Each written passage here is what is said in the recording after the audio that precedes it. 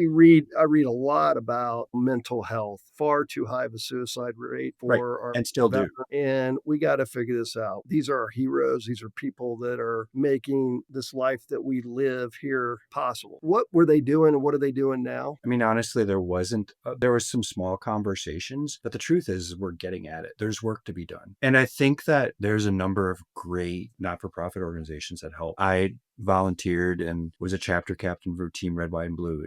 And just wearing the t-shirt and doing physically hard things really was great in my transition. The Station Foundation is another. There's Wounded Warrior does great things. I think there's a lot of those kind of organizations that have picked up the mantle of how to do it. And I think that's what makes America great, that we're not having to, this is going to kind of hit my political lean a little bit again, but I personally don't think the federal government solves all problems. I think that we as Americans have a responsibility to ourselves and each other. Should the Army, should the Navy be doing lots of stuff? I think there's a thoughtfulness that should include, do we really need to do that?